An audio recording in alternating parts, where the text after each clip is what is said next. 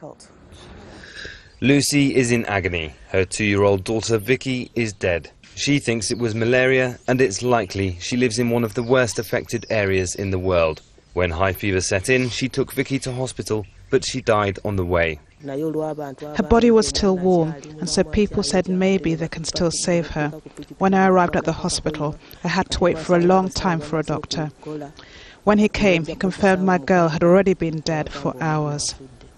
Naiga is just 1 year old. She's in pain with fever. She tests positive for malaria, but at this health centre she'll get the life-saving medicine in time, and so she'll probably be okay. The malaria patients that make it to clinics like this are among some of the luckier ones. Others, deep in the villages, can't afford the transport, and many don't find treatment before it's too late. That means many cases, many deaths, and even people's whole lives can pass completely unrecorded.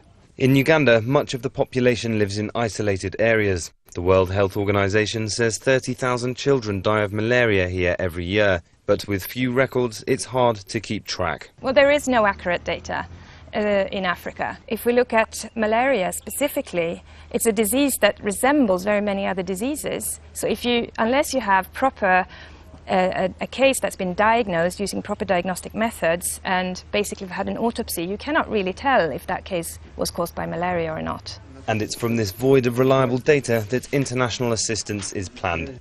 Moses Kintu is a volunteer trained to diagnose and treat malaria in children living in remote rural communities. The international donors that fund the scheme target the most vulnerable children, and so he can only treat children under 5. If it's an older child or an adult, all he can do is advise them to go elsewhere. He thinks the donors should support him to help everyone. If they are willing to help even the adults, for us we are ready.